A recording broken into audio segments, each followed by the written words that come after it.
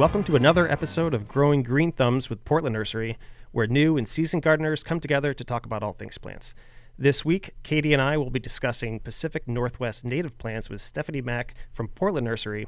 But before we do, Katie has her weekly reminder about what zone we're in out here in Portland, Oregon, and why that's an important thing to keep in mind. Right, zone 8B. That's what we can grow here. That'll be really important for the natives we're talking about today. And I'm excited that Stephanie's here. This is going to be great. I'm pretty excited too. I'm excited too.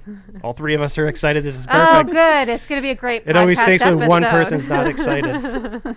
So as noted, we have Steph here today from Portland Nursery to talk about Northwest native plants.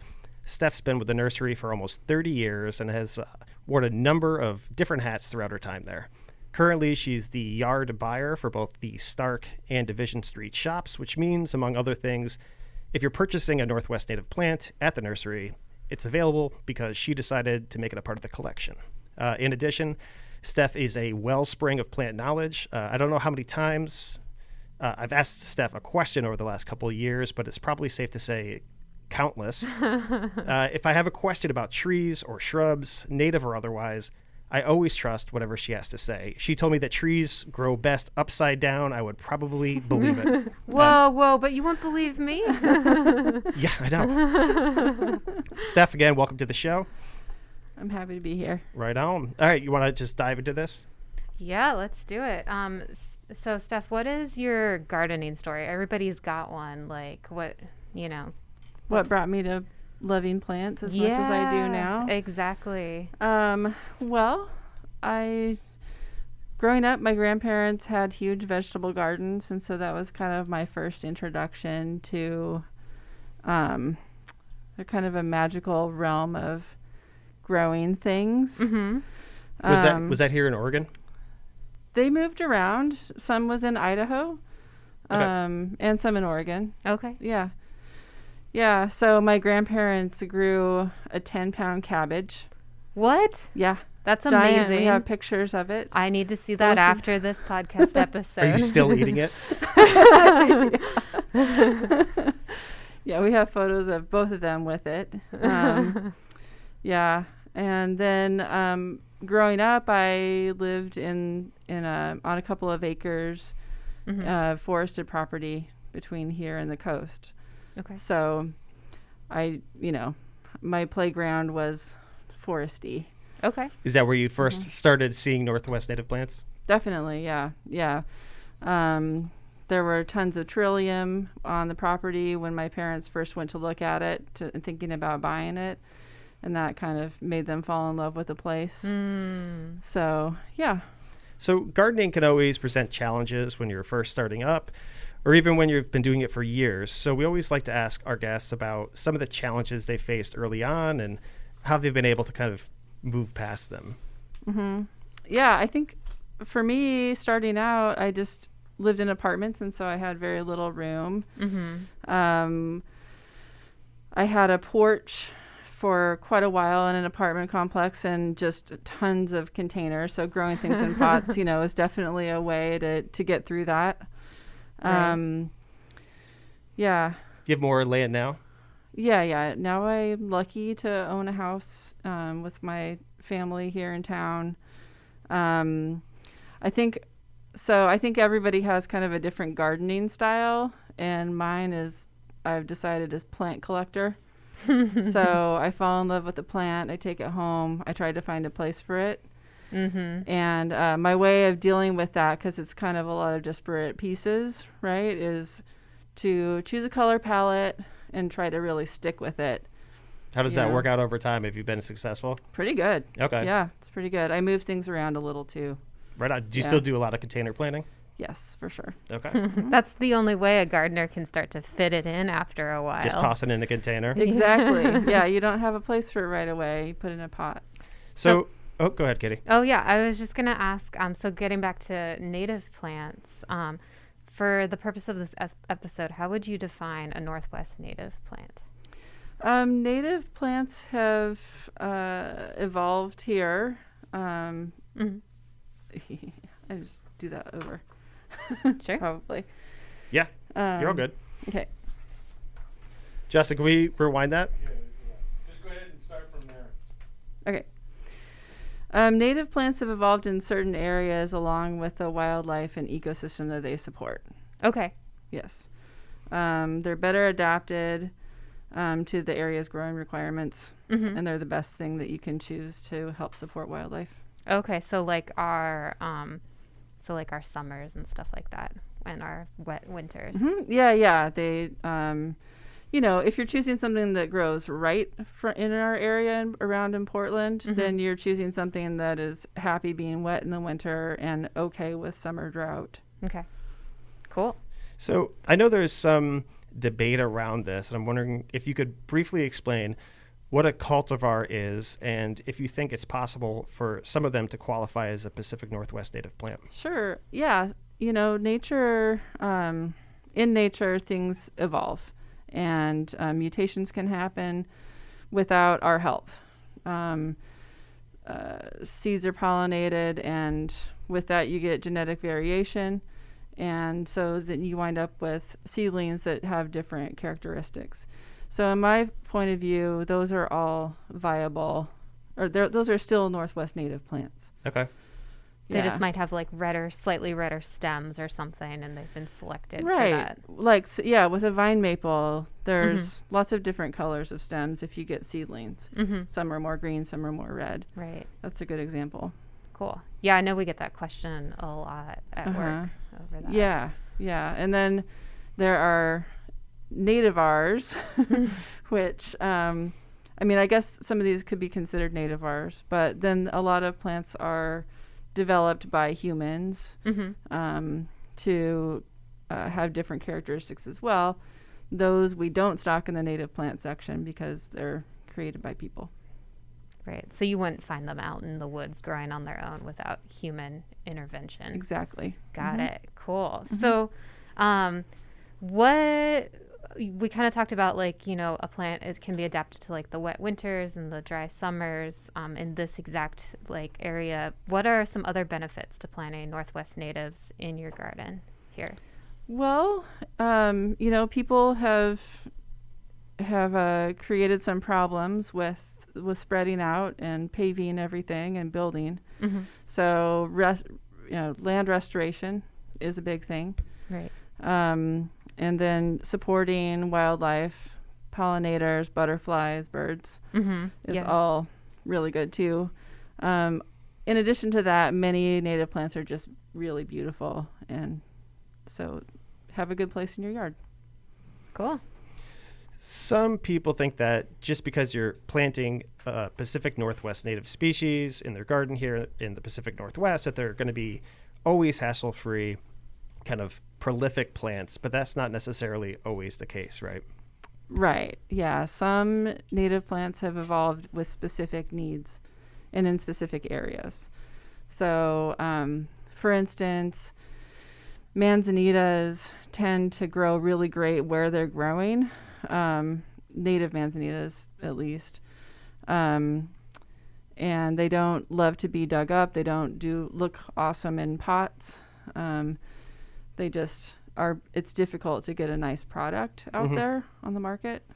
And then also regionally, I was kind of thinking too, a few months back, I was thinking about buying a arbutus, and there was the native one, and then there was the one that I actually got, which is the non-native. And along the way, I was kind of told the native one might not do so well in the Willamette Valley here. It might be better adapted to the coast, let's say. Yeah, in that case, that's a good example. The native one does grow through the Willamette Valley, but it usually grows out of rocks in really steep places. So the water passes right through that it gets, or the drainage is very, very fast. And our soils around town they're heavy clay, and oftentimes they don't like that. So you're saying that some native plants around here just pay attention to the kind of habitat that it's growing in to see if it would work in what's going on in your yard. Yeah, you may be able to recreate it on some scale. It's similar with Trillium. They grow in the really spongy forest floor soil. that most of us don't have. So In our gardens. In our gardens, right? We just have hard clay with like landscape stuff in it. Right, and probably rocks too Uh-huh. are in there. Yeah, probably. John, are there rocks in your yard? I think there's nothing but rocks in my yard. I couldn't believe it last time I went digging in there. I think I found a piece of curbing. Ah, your yard is just landscape fill. I know. Are there any Northwest native plants that tend to perform a little better twillamette others here in the Willamette Valley as opposed to like out on the coast, like we were just saying a moment ago? Sure.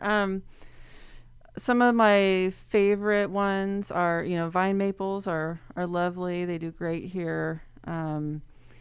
Evergreen huckleberries are wonderful. They're a very good landscape plant. Pretty adaptable. Right on. Yeah. Excellent. So is like for a new gardener, like knowing that those are fairly straightforward, is there anything that you might suggest over something else for a new gardener who wants to like dip their toes into growing some natives? Yeah, I like with any garden discussion would talk about their space. How much space are they working with? What are the light conditions? There's still a right plant, right place imperative with native plants. Some will spread too fast and need a lot of space. Okay. Yeah. So it's kind of like a case by case basis, like what could be right. There's no like one size fits all answer for that. There isn't. Okay. Sorry. I know. I always want the one answer. Yeah. I'm finding after every episode that just doesn't exist anymore. No. Or never did. No. Are there any Northwest native plants that you kind of recommend people steer away from here in the Willamette Valley? I would say anything that gets really big. Again, it depends on the space they have. But something like Rosa Nutcana is really thicket forming. So it's not, a well-behaved. So if you have a small space rose here, that's probably would not be a good Yeah, idea. it will take over. Okay. Yeah, an area, and that's great for birds, but it may not be easy to live around. Okay, depending Just on like your me. space. Self-burn. I know. So with that, with the smaller spaces, we should avoid something like that. Are there any other native plants to this area that we should think about maybe avoiding for like a small Portland backyard? Yeah, I mean, if Douglas firs. Ah, yes. Giant 100-foot tall giant trees. 100-foot tall trees.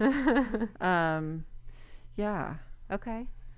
Just check the size requirements. Check the size requirements. Another thing is to look at is native wildflowers. They tend to spread by seed really, really easily. Native asters are a good example. They will spread all over your yard. You'll have asters forever. We actually just started carrying some Northwest native seeds at the nursery this year. And one of the ones I was really excited about was the wildflower mix. Yes. But you're saying to maybe tread lightly with that.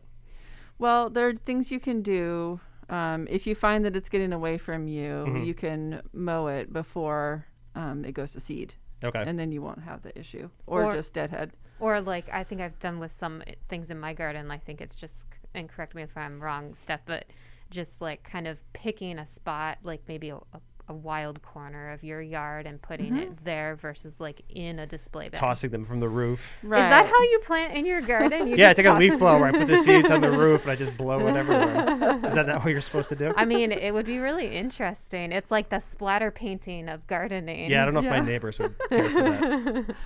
I think your idea is really great. If everyone could leave a portion of their yard wild, it would be great for our habitat. Yeah, I put some stinging nettle in a corner of my garden. Nice. Sorry, future people who rent that house. Covered in rash. So, Steph, in Portland, there's a lot of residents here who might only have a small balcony to do some container plantings in, and you kind of talked about having been in that scenario in the past. Are there some native plants that are better suited to thrive in that scenario than others? Yeah, I would just look at kind of what's going to grow a little slower, what's going to be happy having their roots contained. I mentioned the Evergreen Huckleberry earlier. That's a really good one. Any of the Oregon grapes Would are mock nice. orange do well? Mock orange, you know what? They grow super fast. Okay. I think it might last a year in a container and be happy. But that's it. Beyond that, yeah. I planted one, it was maybe a foot tall 2 years ago, and now it's probably 8 feet tall. Oh, really? Whoa. Yeah, Okay. so fast. That's a happy plant. It is, yeah, and it's gorgeous. One of our first episodes of the season dealt with winter interest plants, and Katie actually brought up a slew of amazing ideas. I listed plants for him. Yep, that Nice. was nice. excellent. Are there any Pacific Northwest natives that provide winter interest? Oh, sure. Let's see. Solal's a nice one. Oh. You get flowers sometimes in the winter, but berries, it's evergreen. It's easy, a good one for a container again. Okay. Omlaria, the oso berry, is the very first thing to bloom. So that means for us, it's probably going to be blooming in a couple weeks here. Yeah, it's like the sign of spring whenever I see one. out and Yeah. about. Yeah, they're so pretty. Beccaris pilularis is coyote brush. Mhm. I've never heard of that one. It's an evergreen shrub that flowers in late fall. So it's a really good pollinator plant, or really good for supporting late season pollinators. Cool. Mm-hmm. Awesome. So we did mention Oregon grape in that episode, and it's supposed to be pretty tart. But theoretically, I've heard people will make jelly out of it, but neither one of us has tried it. Have you? I haven't tried making jelly. I have tried eating them. They are tart and really astringent. Mm. So Just dry your tongue out. Yeah, I would say lots and lots of sugar. Add sugar. Yeah, that's what I've heard Yeah. too. Okay. I'll have Yeah. to try it. I'll have to collect some and then report back in like another episode. Yeah, at some do. point. When do they usually fruit? It's going to be toward fall. Okay. Yeah. So we're going to have a ways to wait before we, Okay. Mm-hmm. before Hang we have tight, a big everybody. Oregon grape party. Can you tell us a little bit about what the Backyard Habitat Certification Program is through the Portland Audubon? Yeah, it's a really great local program that goal is to support wildlife by helping people turn their backyards into good bird habitat that supports other wildlife as well. Is it mostly all, or does it have to be all Northwest native plants? It doesn't have to be all. They want it to be at least half. Oh, okay. I didn't know that. Yeah. You can go to backyardhabitats.org and look at the criteria. You apply. Within a couple of months, somebody comes out and does a home visit and walks through your whole garden to give you an idea of what needs to change. Okay. And then you work on it. And when you think you're at a point where you're ready, then someone will check it for certification. And there's some plants that they don't want you to have in your yard that's not beneficial, and they have a Yeah. list of stuff like that too. Yeah. They definitely want you to remove the ivy and any invasive weed is probably gonna not maybe any, but The more noxious ones. the more noxious ones. Okay. Yeah, cool. holly, ivy, stuff like that. And is that like 6 months to a year to get certified, or do you know? depends on how big your project is. Oh, okay. Yeah.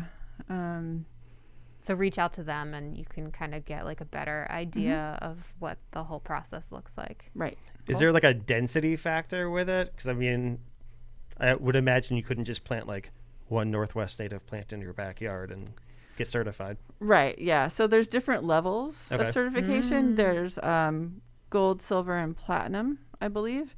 And depending on how many natives you have, how many weeds you've removed, whether or not you let your cat outside, Okay. things like that, decides, what level you're at.